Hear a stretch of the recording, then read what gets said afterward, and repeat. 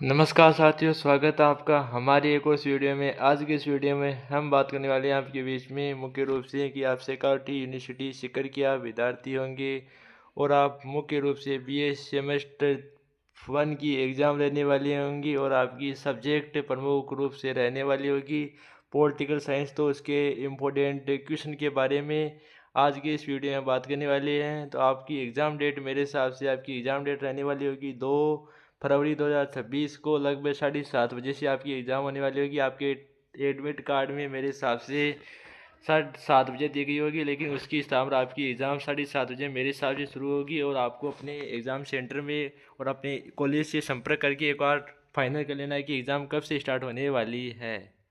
आज की इस क्लास में हम बात करने वाले हैं आपके इसमें पॉलिटिकल साइंस के इंपॉर्टेंट क्वेश्चन के बारे में। तो आपका टॉपिक है, मुख्य रूप से आप सभी को पता होगा कि आपकी जो सब्जेक्ट जो पेपर में लेकर आती है उस टॉपिक का नाम है Indian political system. Indian political system. और आपका मैं सिलेबस भी एक मुख्य रूप से दिखा देता हूँ कि उस सिलेबस के अकॉर्डिंग हमारी क्लास चलने वाली है। तो ये है आपका मुख्य रूप से सिलेबस बीए सेमेस्टर फर्स्ट का, जो आपकी यूनिवर्सिटी पर मुख्य रूप से चलाया गया है 2025-26 का लिए सिलेबस है। भारतीय राजनीतिक व्यवस्था का ये सिलेबस आप मुख्य रूप से दे सकते हैं। उसमें आपकी यूनिट फर्स्ट में आपका ये सिलेबस दिया गया है, आप दे सकते हैं इसको। तो भारतीय राष्ट्रीय आंदोलन, आरंभ, विकास, राजनीतिक रोधान, राष्ट्रीय आंदोलन के विभिन्न पक्ष, भारतीय राष्ट्रीय कांग्रेस, समाजवादी, हिंदू महासभा, ये आपका सिलेबस दिया गया है। उसी प्रकार यूनिट 2 के मान आपके मौलिक अधिकार, मौलिक कर्तव्य, राज्य के नीति निर्देश तत्व वो दिए गए हैं। इनको किसी उसी प्रकार आपकी यूनिट 3 में आपका सिलेबस दिया गया है। तो उसी सिलेबस के अकॉर्डिंग आपकी क्लास मुख्य रूप से होने वाली। तो आपको इस वीडियो से जुड़ जाना, आपको एक भी क्वेश्चन बाहर नहीं जाएगा। इसी आशा के साथ अपने वीडियो को हम कंटिन्यू करते हैं।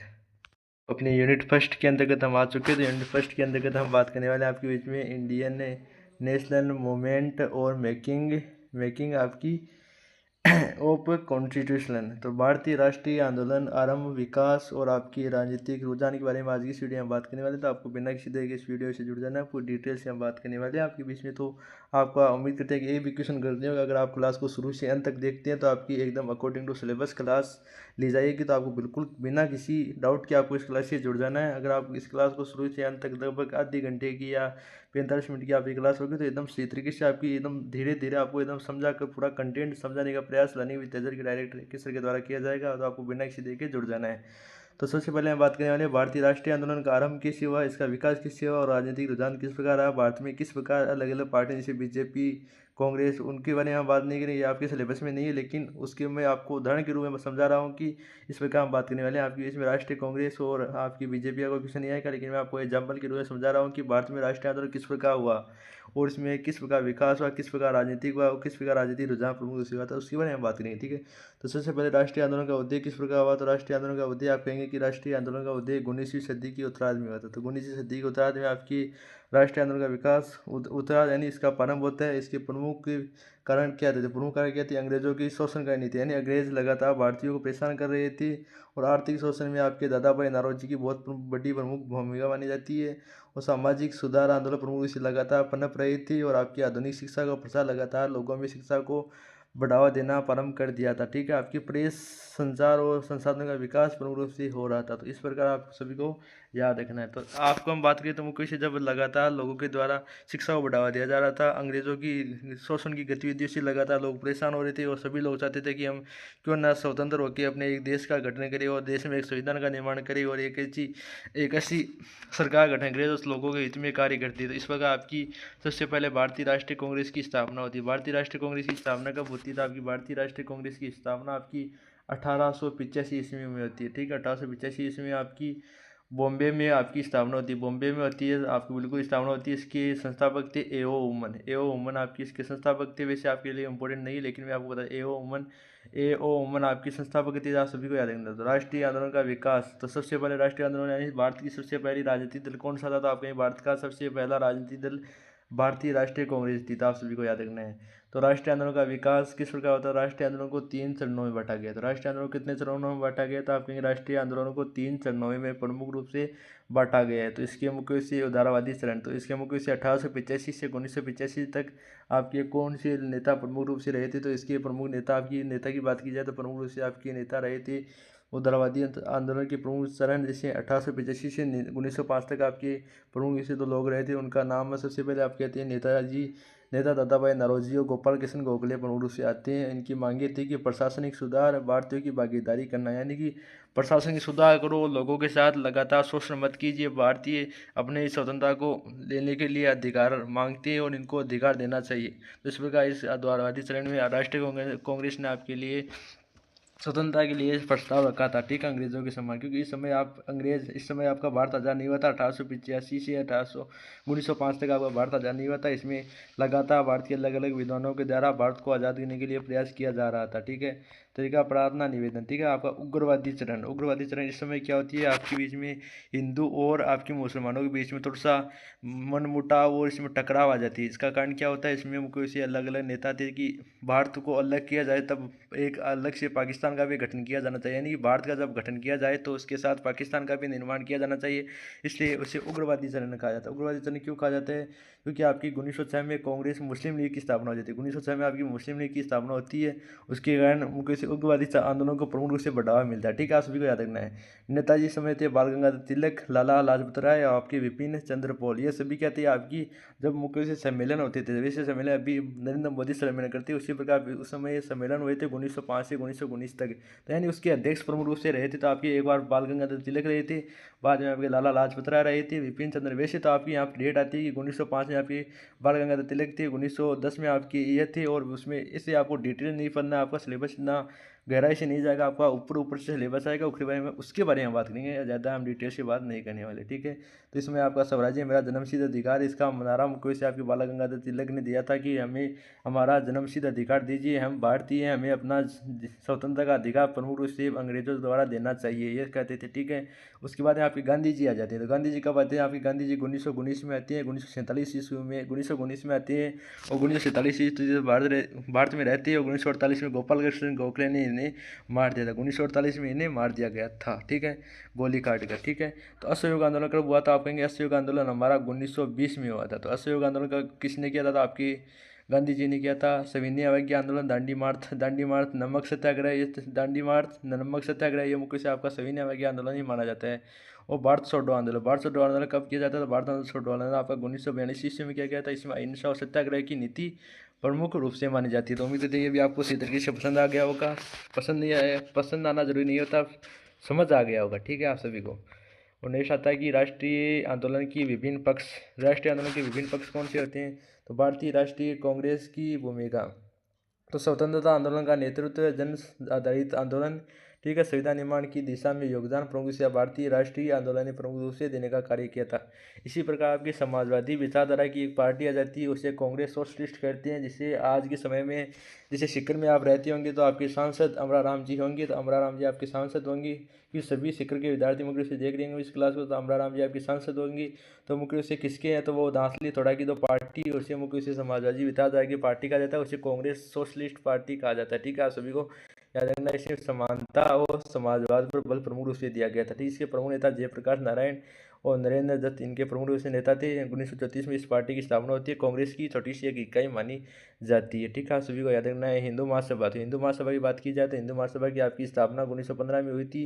हिंदू समाज संगठन सम्मेलन में इसकी स्थापना हुई थी। इसके आपके यानी इसके अध्यक्ष थे विनायक दामोदर सावक, ठीक है। आप सभी को याद रखना है।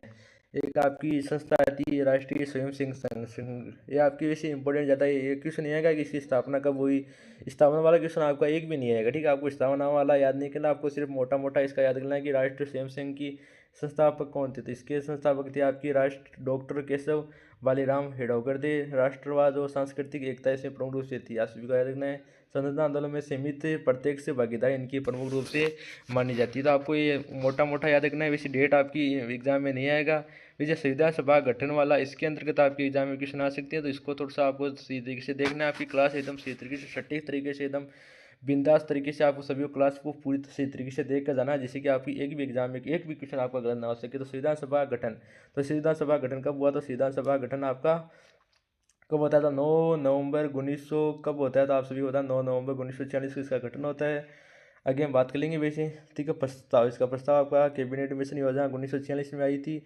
इसमें कुल सदस्य 389 थे। और इसमें अंग्रेजों बाद में पाकिस्तान का गठन करने के बाद में भारतीय संविधान सभा में सदस्य रहे थे 292, 296 मेरे हिसाब से 292 रही थी या 296 रही थी, उसके बारे में मेरे को डिटेल पता नहीं है, तो 292 या 296 रही थी। ठीक है, आप सभी को याद रखना है। विभाजन के बाद 299, 299 है यहाँ पर। ठीक है, 299 विभाजन के बाद की बात की जा रही है, मैंने यहाँ पर देखा ही नहीं, मैंने इससे बता दिया। तो यहाँ पर 299 नहीं, आपको 296 करना है। ठीक है, 296 करना है। ठीक है, आप सभी को याद रखना है। प्रथम बैठक इसकी 9 दिसंबर 1946 को होती है, और दूसरी बैठक इसकी होती है 11 दिसंबर को होती है, और तीसरी बैठक आपकी 13 दिसंबर को होती है। आप सभी याद ना, इसकी अंतिम बैठक आपकी 24 जनवरी 1950 को होती है। 24 जनवरी 1950 को आपकी इसकी अंतिम बैठक होती है। 24 जनवरी 1950 को इसकी अंतिम बैठक होती है। प्रथम बैठक आपकी 9 दिसंबर 1946 को होती है, दूसरी बैठक आपकी 11 दिसंबर को होती है, तीसरी बैठक आपकी 13 दिसंबर को होती है, और बीच में बहुत सी बैठकें हुई थी, उनके बारे में आपको याद नहीं रखना है। आपको सिंपली वैसे 11, 12, 11 को ये दो बैठक भी आपको याद नहीं रखनी है, लेकिन आपको सबसे अंतिम बैठक कब हुई थी, इसकी अंतिम बैठक आपकी 24 जनवरी 1950 की हुई थी। इसको प्रमुख रूप से याद रखना है। ठीक है, एंड मुख्य से संविधान को कब अपनाया गया? तो संविधान सभा पार्वत समिति के अध्यक्ष आपके डॉक्टर भीमराव अम्बेडकर है। तो आप सभी को याद रखना है। एंड संविधान 26 नवंबर 1949 को अपनाया गया था, और इसको लागू कब किया गया था? इसको लागू किया गया था आपका 24 जनवरी 1950 को, जिसके रूप में हम मनाते हैं, क्या मनाते हैं? तो इसके रूप में हम मनाते हैं हमारे गणतंत्र दिवस, स्वतंत्र दिवस 15 अगस्त को मनाते हैं। गणतंत्र दिवस आपकी 26 जनवरी को मनाते हैं। ठीक है, 24 जनवरी को इसकी अंतिम बैठक होती है। ये भी आपको प्रमुख से याद रखना है। ठीक है, ये आपकी एग्जाम में क्वेश्चन आएगा, इसमें से एक सेम डेटा आपको एक स्क्रीनशॉट ले लेना है। यहाँ से एक क्वेश्चन पक्का 100% आएगा। पिछली बार भी एक क्वेश्चन आया था कि संविधान सभा की प्रथम बैठक कब हुई? तो संविधान सभा की प्रथम बैठक आपकी 9 दिसंबर 1946 को हुई थी। ये पिछली बार क्वेश्चन आया था, आपकी बार क्वेश्चन आ सकता है कि संविधान सभा की अंतिम बैठक कब हुई? ये क्वेश्चन आपके एग्जाम में आ सकता है, तो आप सभी को याद रखना है। ठीक है, इस प्रकार भारतीय संविधान की प्रस्तावना, तो भारतीय संविधान की प्रस्तावना में क्या कहा गया है, किस प्रकार कहा गया है, तो उसके बारे में बात की। तो भारतीय संविधान की प्रस्तावना में क्या कहा गया? तो प्रस्तावना संविधान की आत्मा मानी जाती है। आप सभी याद है कि प्रस्तावना संविधान की आत्मा मानी जाती है। इसके प्रमुख शब्द कौन कौन से हो जाते हैं? इसके प्रमुख शब्द आप देख सकते हैं, ये प्रमुख शब्द माने जाते हैं। तो इसमें कौन कौन से शब्द आ गए आप कहेंगे? इसमें आपके संप्रभु यानी सोल्वेजियन आ गया, आपका समाजवादी यानी सोशलिस्ट आ गया, आपको आपसे याद रखना है। एंड धर्मनिरपेक्ष आ गया आपका, एक लोकतांत्रिक आ गया आपका, एक गणराज्य आ गया, रिपब्लिक। ठीक है, तो ये सभी 5 को याद रखना है। आपकी एग्जाम में क्वेश्चन आता है कि संविधान सभा की प्रमुख शब्द कौन कौन से है, तो आप सभी को बता देना है। ठीक है, अब भारत में पूछा जाए कि आपको नेक्स्ट एग्जाम में क्वेश्चन पूछा कि न्याय कितने प्रकार की होती है? न्याय कितनी प्रकार की होती है? तो आप सिंपली बताना है कि न्याय हमारी कितने प्रकार की होती है? न्याय आपकी होती है 3 प्रकार की। 3 प्रकार की, सामाजिक, आर्थिक, राजनीतिक न्याय 3 प्रकार की होती है। और आपकी स्वतंत्रता, समानता, बंधुता ये प्रमुख विषय होती है। तो यूनिट फर्स्ट को हमने कंप्लीट कर लिया, लगभग 12 मिनट हमें लगी, एकदम सटीक तरीके से, एकदम अंदाज लेवल में आपको बिल्कुल कंप्लीट किया है। ठीक है, आपकी एग्जाम में इनमें से क्वेश्चन आ सकते हैं, इंपॉर्टेंट कौन से क्वेश्चन आ सकते हैं, तो आप देख सकते हैं ये क्वेश्चन आपकी एग्जाम में आ सकते हैं। ठीक है, आप सभी को देख लेना कि राष्ट्रीय आंदोलन के चरण कौन से थे? कांग्रेस, समाजवादी, हिंदू सभा और आरएसएस की भूमिका क्या थी? तो इस प्रकार आपको देख लेना है। अब हम बात करने वाले आपकी यूनिट 2 के बारे में। तो यूनिट 2 के बारे में भी आपको बिल्कुल सही तरीके से हम बताएंगे, तो आप क्लासेस जुड़ जाना। यूनिट 2 का सिलेबस आपका देख सकते हैं, नीचे सिलेबस मेंशन किया गया है। ठीक है, तो सबसे पहला आपका आता था मौलिक कर्तव्य के बारे में बताना है, फंडामेंटल के बारे में बताना है, एक आपकी मौलिक कर्तव्य, मौलिक अधिकार, राज्य के नीति निर्देशित तत्व, संविधान संशोधन की प्रक्रिया, ये आपके सिलेबस में दिया गया है, मैंने आपको दिखाया था, वैसे आप देख लिया होगे। इन मुख्य से अनुच्छेद इसके बारे में बताना है। सबसे पहले हम बात करेंगे मौलिक अधिकार। तो मौलिक अधिकार क्या होते हैं, किस प्रकार होती है? मौलिक अधिकार का अनुच्छेद में किस प्रकार होता है, किस प्रकार इसका अनुच्छेद में वर्णन है? तो मौलिक अधिकार आपका संविधान में भाग कितने होते हैं? संविधान में भाग होते हैं 22 भाग होते हैं। ठीक है, तो 22 भाग में मौलिक अधिकार का कौन सा नंबर है? तो आप कहेंगे तीसरा नंबर मौलिक अधिकार का नाम माना जाता है। ठीक है, तीसरा नंबर मौलिक अधिकार माना जाता है। ये अनुच्छेद, संविधान में कितने अनुच्छेद? संविधान में 300 से ज़्यादा अनुच्छेद है। रखना है। इसका संविधान के कौन से अनुच्छेद में उल्लेख है? तो आप कहेंगे 12 से 35 तक दिया गया है। ठीक है, पिछली बार एग्जाम में क्वेश्चन आया था कि मौलिक अधिकार कितने होते हैं, नाम लिखिए। तो आप सभी को पिछली बार एग्जाम में जो विद्यार्थी बैठे थे, अगर इनका ड्यू पेपर रह गया तो उनको बता देते हैं कि आपके क्वेश्चन आया था कि, तो आप बिल्कुल बता देना कमेंट में कि आया था कि मौलिक अधिकार कितने होते हैं। मौलिक अधिकार आपके होते हैं 6। समानता का अधिकार, स्वतंत्रता का अधिकार, धर्म का अधिकार, आपका शोषण के विरुद्ध अधिकार, और मुख्य से आगे अधिकार उनके बारे में बात कर लेंगे। तो वे नागरिकों की स्वतंत्रता और समानता की रक्षा करते हैं। ये नागरिकों की स्वतंत्रता व समानता की रक्षा करते हैं। सभी करना, इन्हें संविधान की आत्मा कहा जाता है। इन्हें क्या कहता है? इन्हें संविधान की आत्मा प्रमुख रूप से कहा जाता है। ठीक है, तो आप सभी को याद रखना, मौलिक अधिकार संविधान के भाग तीसरे में है, और अनुच्छेद 12 से 15 तक दिए गए हैं। मुख्य मौलिक अधिकार आपके सबसे पहला मौलिक अधिकार आता है समानता का अधिकार। समानता का अधिकार अनुच्छेद 14 से 18 तक है। ठीक है, तो 14 से 18 तक यानी 12 से 35 तक है, उसमें 14 से 18 तक आपका समानता का अधिकार माना जाता है। कानून के समक्ष समानता, भेदभाव का निषेध, धर्म, जाति, लिंग आदि का जहाँ किसी व्यक्ति के साथ भेद नहीं किया, धर्म के साथ भेद नहीं किया जा सकता। सार्वजनिक रोजगार में समान अवसर दिया जाना चाहिए सभी को। अस्पृश्यता के अंत यानी कि छूत का अंत, यानी जो व्यक्ति कहते हैं कि ये नीची जाति का व्यक्ति है, ये ऊंची जाति का व्यक्ति है, तो इसके साथ भेदभाव नहीं किया जाना चाहिए, ठीक है। तो आपकी उपाधियों का अंत अनुच्छेद 18 में एंड अस्पृश्यता का अंत आपका अनुच्छेद 17 में। ये अनुच्छेद ज़्यादा इंपॉर्टेंट है कि अस्पृश्यता का अंत अनुच्छेद कितने में, 17 में। उपाधियों का अंत अनुच्छेद 18 में है। वैसे आपके क्वेश्चन नहीं आएगा, लेकिन फिर भी आ जाए तो आपको याद रख लेना है। नेक्स्ट आता है कि समान स्वतंत्रता का अधिकार। स्वतंत्रता का अधिकार 19 से 22 तक है। वाक या अभिव्यक्ति की स्वतंत्रता आपकी होती है। एक शांतिपूर्ण सभा का अधिकार पूर्ण रूप से होता है। संगठन का अधिकार, संगठन बनाने का अधिकार के बारे में बात की जाए, संगठन बनाने का अधिकार तो भारत में आपकी कहीं भी रहने व घूमने का अधिकार यह आपकी स्वतंत्र अधिकार के अंदर जाता है। व्यवसाय करने का अधिकार, नहीं कोई भी दुकान खोलने की और अलग अलग व्यवसाय शुरू करने की स्वतंत्रता भारत में दी गई है सभी व्यक्तियों, यानी जो किसी भी जाति का व्यक्ति हो वो किसी भी जाति की दुकान को वह अलग अलग प्रकार की दुकान, जैसे अब मान लीजिए किसी के पास दर्जी है, यानी कोई आपका दर्जी माना जाता है जो मुख्य से कपड़े सिलने का काम करता है। ये जरूरी नहीं है कि वही एक कपड़े सिलने का कार्य करेगा, उसमें जाट भी शामिल कर सकता है, जाट भी सील सकता है, माली भी सील सकता है। इस प्रकार आपको समझ सकते हो आप भी, ठीक है। शोषण के विरुद्ध अधिकार, यानी शोषण के विरुद्ध, व्यक्ति के विरुद्ध अधिकार। कई बार ऐसा होता है ना, व्यक्ति को कभी पुलिस पकड़ने आती है तो उसे पता ही नहीं होता कि मैंने क्या दोष किया है, वो मैंने किस प्रकार पुलिस मेरे को पकड़ के ले जा रही है। तो आप कहेंगे कि मैं शोषण के विरुद्ध अधिकार के तहत अनुच्छेद आर्टिकल, इसे अनुच्छेद हिंदी में नहीं बोला, आपको इंग्लिश में बोला कि आर्टिकल 23 और 24 के साथ आप मेरे को मेरे को पकड़ रहे हैं, क्या मैंने किया, आपको मेरे को अधिकार है कि आप मेरे को किस कारण पकड़ रहे हो, तो आप इसके माध्यम से बता सकते हैं, ठीक है। मानव तस्करी और जबरन का धर्म निषेध, ठीक है। श्रम निषेध के बारे में बात की जाए, 14 वर्ष से कम आयु के बच्चों को कारखाने में कार्य करना प्रमुख रूप से प्रतिबंधित किया गया है, ठीक है। सभी को याद रखना है। धार्मिक स्वतंत्रता का अधिकार, यानी कि अपने धर्म को मानने का अधिकार, जैसे जाट अपने धर्म को मानती है, राजपूत अपने धर्म को मानते हैं, और हिंदू अपने धर्म को मानते हैं, मुसलमान अपने धर्म को मानते हैं। तो इस प्रकार धर्म मानने का धार्मिक स्वतंत्रता अधिकार होता है। अनुच्छेद 25 से 18 तक होता है। इसमें धर्म मानने का धर्म प्रचार करने की स्वतंत्रता होती है, यानी अपने धर्म की प्रचार करने की स्वतंत्रता होती है। धार्मिक संस्थाएं स्थापित करने का अधिकार प्रमुख रूप से होता है। नेक्स्ट आगे जनता है कि सांस्कृतिक एवं शैक्षणिक अधिकार, शैक्षिक अधिकार, शैक्षणिक नहीं, शैक्षिक अधिकार, ठीक है। सभी को याद रखना है, शैक्षिक अधिकार, ठीक है। शैक्षिक अधिकार के बारे में बात की जाए तो आपका अनुच्छेद 29 से 29 से 30 तक इसका है। तो अल्पसंख्यकों की अपनी भाषा मानने का अधिकार, शैक्षणिक संस्था स्थापित करने, यानी कि अपनी मुख्य से कोई भी अगर कोई चाहता है कि मैं अपनी कोचिंग स्टार्ट करना चाहता हूँ, मैं अपनी स्कूल को प्रारंभ करना चाहता हूँ, तो वो स्कूल खोलने का अधिकार आपका अनुच्छेद आर्टिकल 23, 29 एंड 30 के अंतर्गत ये मुख्य से दिया गया है। तो आप सभी को याद रखना है। एंड संवैधानिक उपचारों का अधिकार, संवैधानिक उपचारों का अधिकार आपका अनुच्छेद 32 में है। इसमें मुख्य से यदि अधिकारों का उल्लंघन हो तो सुप्रीम कोर्ट में याचिका दायर कर सकता है। डॉक्टर भीमराव अम्बेडकर ने इसे संविधान की हृदय और आत्मा कहा था। तो आप सभी को याद रखना है। उम्मीद करते हैं कि आप सभी को बिल्कुल सही तरीके से पसंद आ रहा होगा। तो वीडियो को ज़्यादा से ज़्यादा शेयर करना, लाइक कमेंट करके जरूर बताना ये क्लास कैसी लगी आपको, नेक्स्ट टॉपिक पे कौन सी क्लास ली जाए आपकी। तो उस मौलिक अधिकार वैसे हम इसके बाद में बात करेंगे। सबसे पहले हम बात करेंगे राज्य के नीति निर्देशक तत्व, क्योंकि आपका आर्टिकल के वाइज हम चल रहे हैं, तो आपको देख लेना, ठीक है। तो सिंपली हमने पढ़ लिए थे, पढ़ा था हमने भाग एम में आपका, वैसे मैंने भाग 22 बताई थी आपको। तो भाग पहले में आपका संघ उसके बारे में बताई जाती है, उसमें बाद भाग दूसरे में आपकी बताई जाती है नागरिकता के बारे में बताया जाता है। उसमें अनुच्छेद 5 से 11 तक होता है। और मुख्य से बात तीसरे अनुच्छेद हमने मौलिक अधिकारों के बारे में, मौलिक अधिकारियों ने बात की थी, उसमें 12 से 35 तक होता है।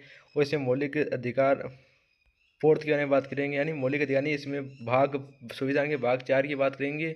और इसमें आर्टिकल आपकी 36 से 51 के बारे में बात करेंगे। तो आप सभी को जुड़ जाना है बिना किसी तरीके से। हम बात करने वाले हैं आपके राज्य के नीति निर्देशक तत्व है, और उसके बाद हम बात करेंगे मौलिक कर्तव्य के बारे में, ठीक है। तो आप सभी को सही तरीके से जुड़ जाना है, एकदम सही तरीके से देखना, ठीक है। तो राज्य के नीति निर्देशक तत्व, राज्य के नीति निर्देशक तत्व कौन से होते हैं? तो संविधान के भाग 36 से 51 तक ये न्यायालय में लागू नहीं किए जा सकते, ठीक है। ये न्यायालय में लागू नहीं की जा सकती। राज्य को कार्यकाई और नीति बनाने का मार्गदर्शन देते हैं, ठीक है। तो इसका अनुच्छेद आपका भाग 4 में अनुच्छेद 36 से 51 तक इनका उल्लेख किया गया है, ठीक है। इसका मुख्य उद्देश्य क्या है? तो इसका मुख्य उद्देश्य सामाजिक, आर्थिक और राजनीतिक न्याय करना, समाज समान वेतन, स्वास्थ्य और शिक्षा और पंचायत राज व्यवस्था, समान नागरिक संहिता आपके अनुच्छेद 44 में दी गई है, ठीक है।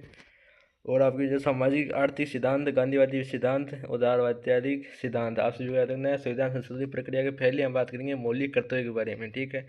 मौलिक कर्तव्य में हमने बीच में एक टॉपिक छोड़ दिया था आपके बीच में, तो मौलिक कर्तव्य के बारे में हम बात करने वाले हैं। तो मौलिक कर्तव्य कहाँ थे और किस प्रकार थे, तो मौलिक कर्तव्य के बारे में बात की जाए तो संविधान के भाग 4A और 51A में वर्णित किया गया है। और 42 संविधान सत्र 1976 द्वारा इसे जोड़ा गया है, ठीक है। 1976 द्वारा इसे जोड़े गए हैं, ठीक है। और 86 संविधान संशोधन 2002 से एक और कर्तव्य जोड़ा गया है, जिससे मुख्य से प्रमुख कर्तव्य है संविधान का पालन करना और राष्ट्रीय ध्वज और राष्ट्रगान का सम्मान करना, देश की एकता और अखंडता बनाए रखना, सार्वजनिक संपत्ति। तो आपके मौलिक कर्तव्यों को कहाँ से लिया जाता है, तो आपके मौलिक कर्तव्यों को सोवियत संघ से लिया जाता है। आप सभी को याद रखना है, सोवियत संघ से इनको लिया गया है मुख्य रूप से, ठीक है। आप सभी को याद रखना है। वो 42 संविधान संशोधन 1976 द्वारा इनको जोड़ा गया है। मौलिक अधिकार आपके संयुक्त राज्य अमेरिका से लिया गया है। इन राज्य के नीति निर्देश तो आपके आयरलैंड के संविधान से लिए गए हैं, ठीक है। आप सभी को याद रखना है। वैसे मैंने आपको बताया, वैसे आपके एग्जाम में ये क्वेश्चन नहीं आएंगे, ठीक है। वैसे मैंने आपको एडिशनल जानकारी दी, अगर आपको याद रखना चाहते तो कर सकते हो, अगर नहीं करना चाहते कोई दिक्कत वाली बात नहीं है। जो यहाँ पर लिखा गया है वो आपके लिए इंपॉर्टेंट है, जो मैं बोल रहा हूँ वैसे आपके लिए ज़्यादा इंपॉर्टेंट नहीं होता है, ठीक है। संविधान संशोधन की प्रक्रिया। संविधान संशोधन आपका 1900 अनुच्छेद 368 में वर्णित है। संविधान को संशोधित करने की 3 विधियाँ होती है। संविधान को संशोधित करने की 3 विधियाँ कौन सी होती है? साधारण बहुमत से किया जाता है, विशेष बहुमत से और आद्य राज्यों की स्वीकृति से। और अनुच्छेद 370 और 375 जम्मू कश्मीर को विशेष राज्य का दर्जा देता है। अनुच्छेद 370 आप सभी को याद रखना है। वैसे आगे आपकी बात करिए 5 अगस्त 2019 को समाप्त किया गया अनुच्छेद 35(1) को, ठीक है। आप सभी को याद रखना है। एंड जम्मू कश्मीर के स्थायी निवासियों का विशेष अधिकार 2019 में निश्चित किया गया। मूल संरचना सिद्धांत, मूल संरचना सिद्धांत यानी केशवानंद भारती केस तो 1973 में होता है। संसद द्वारा संविधान संशोधित करके परंतु उनकी मूल संरचना नहीं बदल सकती, ठीक है। मूल संविधान के तत्व आपके संविधान की स्वतंत्रता, गणतंत्रात्मक शासन, लोकतंत्र, संघीय ढांचा और विधि का शासन, ठीक है। तो निष्कर्ष आपके बीच में जो एग्जाम में क्वेश्चन आ सकते हैं इंपॉर्टेंट, वैसे आपकी एग्जाम में क्वेश्चन आगे नागरिकों के अधिकार और कर्तव्य और राज्य की संविधान के बारे में बात करते हैं। अब आपका सिलेबस यूनिट 2 का आ गया है। यूनिट 2 हमने कंप्लीट कर ली। वैसे तो आपके बीच में ऐसे यहाँ से आपकी यूनिट 3 स्टार्ट हो गई है मेरे हिसाब से।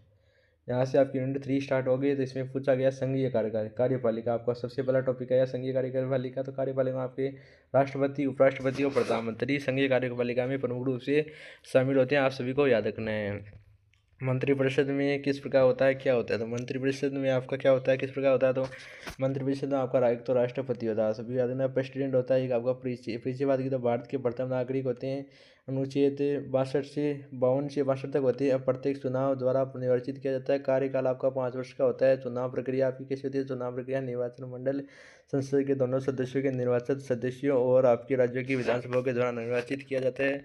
अनुपाती शक्तियाँ, तो कार्यकारी शक्तियाँ होती है आपकी प्रधानमंत्री की नियुक्ति करना, मंत्रियों की नियुक्ति करना, या मुख्य से राष्ट्रपति की शक्ति होती है राज्यपालों की नियुक्ति करना और मुख्य न्यायाधीशों की नियुक्ति करना, ये सभी होती है। विधायी शक्ति की बात की जाए, कार्य शक्ति के बारे में बात कर चुके हैं। वैसे विधायी शक्ति के बारे में बात की जाए तो संसद का शस्त्र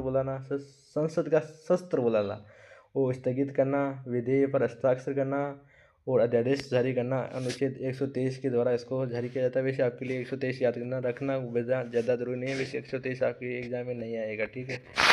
नेक्स्ट की बात की जाए वित्तीय शक्तियाँ, तो वित्तीय शक्तियाँ बात की जाए तो बजट पारित करना, वित्त आयोग की नियुक्ति करना। और न्यायिक शक्तियों की बात की जाए, न्यायिक शक्तियाँ दत्तायातिका जारी करता है आपके अनुच्छेद 72 के तहत, ठीक है। आपको याद रखना चाहते रख सकते हो। प्रधानमंत्री, प्राइम मिनिस्टर, ठीक है। प्राइम मिनिस्टर की बारे में बात की जाए, प्राइम मिनिस्टर आपकी अनुच्छेद 74 व 75 के तहत आता है, ठीक है। वास्तविक कार्यकारी का प्रमुख होता है, यानी कि राष्ट्रपति वैसे प्रमुख कार्य नहीं करता है, लेकिन आपका प्रधानमंत्री खुद निर्णय लेता है, खुद ही कार्य करता है। इसका अनुच्छेद 74-75 में लिया गया है। तो वैसे आप कर सकते हो, अगर नहीं कर सकते कोई दिक्कत वाली बात नहीं। इसकी नियुक्ति राष्ट्रपति द्वारा की जाती है। शक्तियों कार्य, मंत्रिपरिषद का गठन प्रमुख सचिव करता है, नीति निर्धारण करता है, कैबिनेट बैठकों की अध्यक्षता करता है, राष्ट्रपति और मंत्रिपरिषद के बीच सेतु का कार्य करता है। यानी कि जब राष्ट्रपति और उपराष्ट्रपति के बीच लड़ाई हो जाती है तो उसमें बीच में मध्यस्थता कार्य आपका प्रधानमंत्री करता है, ठीक है। मंत्रिपरिषद के बारे में बात की जाए तो प्रधानमंत्री के नेतृत्व में कार्य करती है। सभी याद रखना है। सामूहिक रूप से लोकसभा की प्रति उत्तरदायी होती है। 3 प्रकार की आपकी बजट होती है। तो कैबिनेट मंत्री होते हैं आपके, 3 प्रकार के मंत्री होते हैं, ठीक है।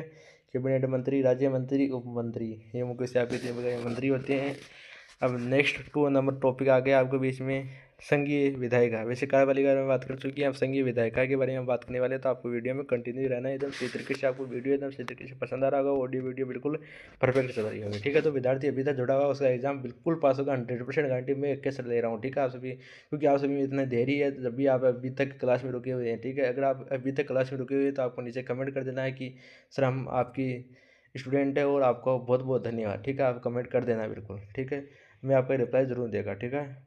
संघीय कार्य विधायिका, संघीय विधायिका आपकी में संघीय विधायिका लोकसभा और राज्यसभा आती है। लोकसभा का परिचय की बात की जाए, लोकसभा निम्न सदन होती है, इसमें अधिकतम 52 सदस्य होते हैं और कार्यकाल आपका 5 वर्ष का होता है। तो लोकसभा के तहत आपकी प्रधानमंत्री का गठन होता है, ठीक है। आपको प्रधानमंत्री तो मुख्य से भारत में है, तो मुख्य से आपका लोकसभा के तहत आता है, ठीक है।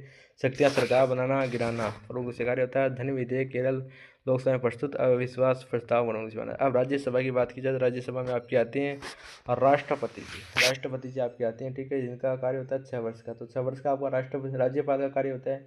जैसे राज्यपाल भी आते हैं आपकी और राष्ट्रपति भी इसी मुख्य रूप से आते हैं, ठीक है। उस सदन होती है, इसमें अधिकतम सदस्य संख्या आप 250 होती है। राष्ट्रपति ने और विशेष शक्तियाँ, तो विशेष शक्तियाँ अखिल भारतीय सेवा का निर्माण करना, राज्य समिति के विशेष में अध्यक्ष अधिकार देना, लोकसभा अध्यक्ष। एक यहाँ पर विधानसभा वाला टॉपिक रह गया है। वैसे विधानसभा को भी मैं बता देता हूँ कि विधानसभा राजस्थान में कितनी विधानसभाएं हैं, तो मुख्य से मेरे हिसाब से कितनी विधानसभा है एग्जैक्ट डाटा मेरे को पता नहीं है, लेकिन विधानसभा के तहत आपका मुख्य से वो बनता है, कौन बनता है आपकी विधानसभा के तहत, आपके भजन लाल जी बने थे, ठीक है, विधानसभा के तहत आप सभी को याद रखना है। लोकसभा के अध्यक्ष जैसे लोकसभा का अध्यक्ष सदन की कार्रवाई संचालित करता है, अनुशासन को बनाए रखने का कार्य करता है, धन विधेयक कार्य करता है, अविश्वास प्रस्ताव की तैयारी करता है, ठीक है। यूनिट 3 के निष्कर्ष के बारे में बात की जाए तो यूनिट भारतीय संघीय शासन प्रणाली की कार्य प्रणाली को स्पष्ट करता है। इसमें राष्ट्रपति की संवैधानिक स्थिति, प्रधानमंत्री की वास्तविक शक्ति एंड मंत्रिपरिषद की जिम्मेदारी और संसद की विधायी से प्रक्रिया का अध्ययन किया जाता है। अब यूनिट 4 के इंपॉर्टेंट नोट्स के बारे में हम बात करने वाले हैं। तो उम्मीद करते हैं कि आप सभी को वीडियो एकदम सही तरीके से पसंद आया होगा। तो वीडियो को ज़्यादा से ज़्यादा शेयर करना, लाइक कमेंट करके जरूर बताना कि वीडियो कैसा लगा आप सभी को। तो यूनिट 4 के नोट्स में आपका सिलेबस में ये दिया गया, न्यायपालिका दी गई है आपकी, एक तो केंद्र राज्य संबंधी दिए गए, निर्वाचन आयोग जो मुख्य साहब का चुनाव होता है उसके बारे में बताया गया है। तो बिना किसी तरीके बात करते हैं न्यायपालिका भारत में स्वतंत्र व एकीकृत न्यायपालिका है। ये संविधान की संरक्षक यानी कि ग्रिड लाइन आपकी ग्रेडियन कॉन्स्टिट्यूशन होती है, ठीक है। न्यायपालिका कार्यपालिका और विधायिका से स्वतंत्र है, ठीक है। तो ये मुख्य से जब वो कार्य का गठन करती है तो कार्यपालिका और विधायिका से इसका कोई टेंशन नहीं होता है कि ये मेरे को क्या कहेगी, वैसे कहेंगे, इसको कोई ज्ञान नहीं है। वैसे हम कोई कार्य करते हैं तो हमें सोचते हैं कि वो लोग क्या कहेंगे और वो लोग हमारे बारे में क्या कहेंगे, तो हम सोचते हैं, लेकिन न्यायपालिका नहीं सोचते कि कार्यपालिका मेरे बारे में क्या कहेगी, न्यायपालिका विधायिका मेरे बारे में क्या कहेगी, अपने हिसाब से निर्णय लेती है, ठीक है। भारत की न्यायिक संरचना, तो सर्वोच्च न्यायालय होता है आपका, उच्च न्यायालय होता है और आपका अधीनस्थ न्यायालय होता है। तो सर्वोच्च न्यायालय आपका कहाँ पर होता है, सर्वोच्च न्यायालय नई दिल्ली में आपका, सर्वोच्च न्यायालय एक ही होता है आपका नई दिल्ली के अंतर्गत है, ठीक है। उसी प्रकार आपका उच्च न्यायालय, तो उच्च न्यायालय आपका एक ही होता है। उच्च न्यायालय वैसे आपकी अलग अलग राज्यों की अलग अलग होती है। वैसे सर्वोच्च न्यायालय भारत में एक ही है, वो नई दिल्ली में। उच्च न्यायालय राजस्थान में एक ही है, जो मुख्य जोधपुर में, ठीक है। उसी प्रकार अधीनस्थ न्यायालय प्रत्येक जिले में, जैसे भारत राजस्थान में आपकी 41 जिले, तो 41 अधीनस्थ न्यायालय है। तो आप सभी को यह भी याद रखना है, ठीक है। सर्वोच्च न्यायालय की स्थापना कब हुई, तो सर्वोच्च न्यायालय की स्थापना आपकी कब हुई, तो सर्वोच्च न्यायालय की स्थापना आपकी 28 जनवरी 1950 को होती है क्या। इसमें एक डेट मेरे हिसाब से 26 जनवरी भी मानी जाती है, ठीक है। 26 जनवरी को इसका गठन होता है मेरे हिसाब से, और इसकी स्थापना 1950 को होती है। अनुच्छेद 124 से 647 तक होती है।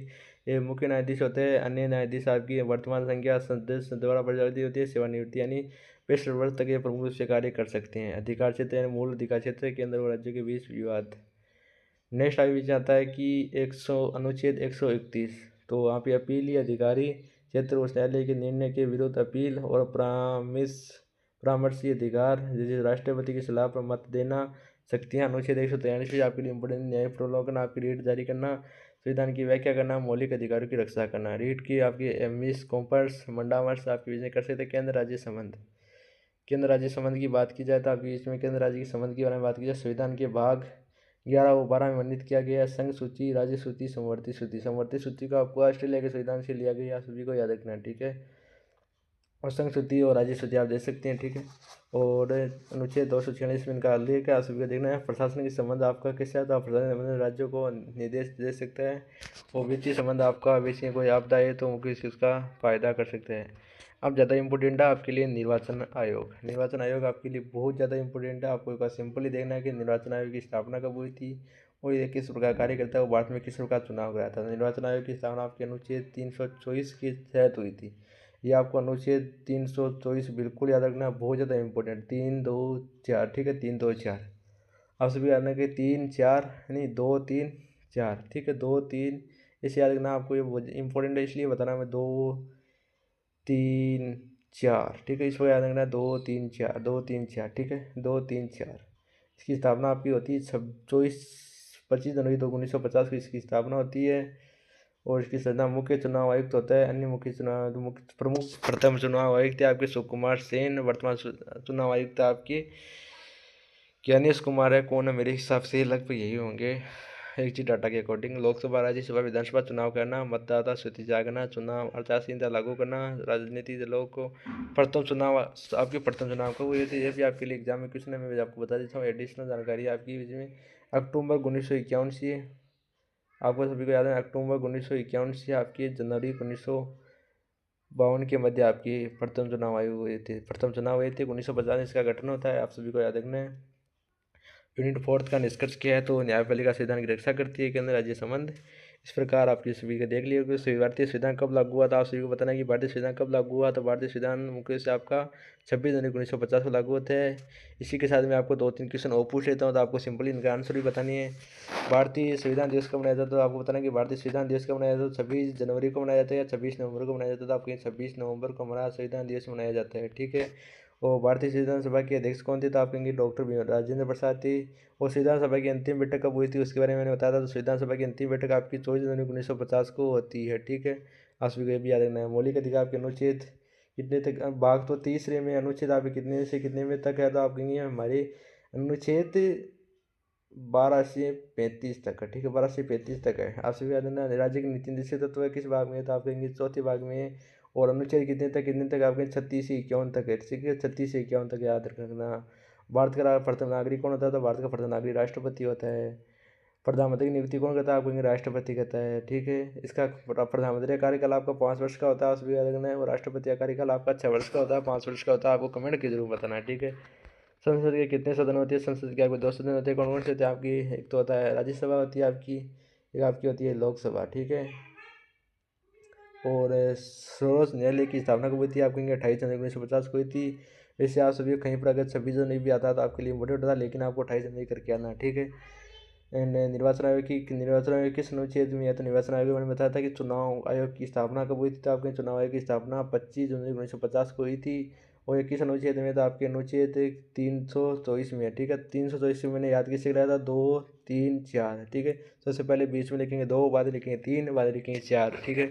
मूल संरचना सिद्धांत किस से जुड़ा हुआ था, आप कहेंगे स्वानंद समिति से जुड़ा थे 1973 की। अब बीच में हम करने वाले हैं 20 क्वेश्चन 2 से 3 लाइन वाले आंसर। तो प्रस्तावना का काम का क्या महत्व है, तो प्रस्तावना का क्या महत्व है, तो आपके प्रस्तावना का महत्व है कि संविधान की उद्देशिका है, संविधान की मूल आदेशों का और लक्ष्यों को बताती है। धर्मनिरपेक्ष राज्य का अर्थ क्या है, धर्मनिरपेक्ष राज्य का अर्थ क्या है, राज्य सभी धर्मों का सम्मान मानता है और किसी एक धर्म को विशेष मान्यता नहीं देता है, ठीक है।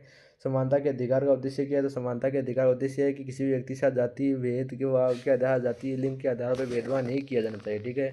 मौलिक कर्तव्यों का क्या है, तो मौलिक कर्तव्य मुख्य हिसाब की ये नागरिकों को राष्ट्र के प्रति उनकी कर्तव्यों को याद दिलाती हैं और जिम्मेदारी नागरिक बनाती हैं, ठीक है। संवैधानिक उपचारों का अधिकार, तो ये नागरिकों को अपने अधिकार मौलिक अधिकारों की रक्षा हेतु सर्वोच्च न्यायालय में जाने का अधिकार देते हैं। प्रधानमंत्री की मुख्य भूमिका, तो प्रधानमंत्री आपकी सरकार की वास्तविक कार्य का प्रमुख होता है। मंत्रिपरिषद की आपकी प्रति उत्तरदायी मुख्य से होता है। प्रति कौन उत्तरदायी होता है, तो आप कहेंगे कि इसी 17 नंबर क्वेश्चन में ये क्या हुआ, लोकसभा की प्रमुख शक्ति क्या है। तो ये थोड़ा सा क्वेश्चन प्रिंट होने में, थोड़ा सा 2 क्वेश्चन के प्रिंट होने में दिक्कत आई है, कोई दिक्कत नहीं है। लोकसभा की प्रमुख शक्ति क्या है, तो सरकार बनाना और गिराना तथा धन विधेयक करना, ठीक है। और राज्यसभा ने स्थानीय सदन क्यों कहा जाता है, क्योंकि इसे भंग नहीं किया जा सकता। राष्ट्रपति की दया याचिका, तो राष्ट्रपति सजा को माफ कम या बदल सकता है अनुच्छेद 72 के साथ। वैसे आपको याद नहीं रखना है कि अनुच्छेद 72 याद रखिए। न्यायिक पुनरावलोकन, ठीक है, पुनरावलोकन, ठीक है, न्यायालय द्वारा कानूनों की संवैधानिक की जांच करना, ठीक है। रीट क्या है? रीट आपकी न्यायालय द्वारा जारी विशेष आदेश होता है जो अधिकारों की रक्षा करता है। केंद्र राज्य संबंध अनुच्छेद 246 में वित्त आयोग का कार्य किया। तो वित्त आयोग का कार्य क्या होता है? तो आप कहेंगे वित्त आयोग का सिंपली कार्य क्या होता है? केंद्र और राज्यों के बीच आपकी करों का बंटवारा करना। निर्वाचन आयोग का मुख्य कार्य क्या है? तो निर्वाचन आयोग का स्वतंत्र और निष्पक्ष चुनाव कराना। एंड आपकी अनुच्छेद 370 किससे संबंधित है? तो आपके जम्मू कश्मीर की विशेष राज्य से संबंधित है। मूल संरचना सिद्धांत का उद्देश्य क्या था? हमें संविधान की मूल विशेषता के बारे में बताना। स्वतंत्रता के अधिकार में कौन सी स्वतंत्रता होती है? आपकी वाक अभिव्यक्ति सभाएं, इन सभी की स्वतंत्रता प्रमुख रूप से होती है। और संसद का संयुक्त अधिवेशन कब बुला सकता है? तब दोनों सदनों में किसी विधेयक पर आपकी कार्य किया जाता है। उस सदन न्यायालय के न्यायाधीश की सेवानिवृत्ति आपकी 62 वर्ष तक की होती है। तो उम्मीद करते हैं क्लास आपको एकदम सही तरीके से पसंद आ जाएगी। लगभग 35 मिनट आपकी क्लास को चलते हुए होगा। वो किसी भी स्टूडेंट को मेरे हिसाब से क्लास बोर नहीं लग रही हो, क्योंकि मैंने इस क्लास में पूरी जान लगा दी है। मैंने पूरा जान लगा दी, मेरे कट बैठ गए हैं, लेकिन क्लास नहीं रुकी। आप सभी को बिल्कुल सही तरीके से सटीक एकदम सेम डिटो क्वेश्चन आपके एग्जाम में उतरेंगे, ठीक है। भारतीय संविधान की इस प्रस्तावना का महत्व स्पष्ट कीजिए। तो भारतीय संविधान की विशेषता की उद्देश्यता है तो उसके मूल आदर्शों उद्देश्यों को व्यक्त करती है।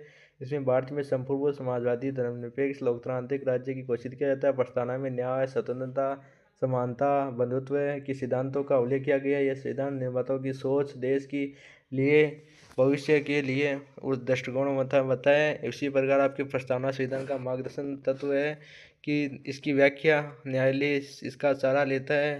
अनुच्छेद 1976 की 42वीं, नहीं थोड़ा सा वेट करिए, 42वीं संविधान संशोधित समाजवादी और धर्मनिरपेक्ष सब जोड़े गए। ओकेशनंद भारत समिति की स्थापना आपकी 1973 में हुई थी। इसी का सभी को याद रखना है। तो आपका सिंपल क्वेश्चन कंप्लीट हो गया पहला। अब वो दूसरा क्वेश्चन के बारे में बात की जाए तो आपके मौलिक कर्तव्य संबंधित क्वेश्चन है। तो इसमें मौलिक कर्तव्य वाला बताना है कि इसे भाग अनुच्छेद 12 से 35 तक है, भाग 13 में शामिल किया गया है। इसमें उद्देश्य है कि समग्र व्यक्ति के साथ न्यायालय द्वारा इसका उल्लंघन होने पर नागरिक सुप्रीम कोर्ट या हाई कोर्ट में जा सकते हैं। समानता, स्वतंत्रता या अधिकार पर अगर किसी व्यक्ति को भेदभाव किया जाता है तो वो किसी न्यायालय में प्रमुख रूप से अपनी समस्या को साझा कर सकता है। प्रधानमंत्री की नियुक्ति एवं कार्य हेतु नियुक्ति प्रधानमंत्री सरकार के वास्तविक कार्यकारी प्रमुख होता है। इसकी नियुक्ति आपके राष्ट्रपति द्वारा की जाती है, परंतु वह लोकसभा में बहुमत दल का नेता होता है। प्रधानमंत्री मंत्रिपरिषद का गठन करता है और उसके कार्यों का निर्माण करता है। प्रधानमंत्री नीति निर्माण के कैबिनेट मंत्रियों की अध्यक्षता करता है, उनकी नियुक्ति करता है। सर्वोच्च न्यायालय की शक्तियाँ एवं अधिकार, तो इनके बारे में बात की जाए। सर्वोच्च न्यायालय भारत का सर्वोच्च राष्ट्र निकाय होता है, सभी को याद रखना है।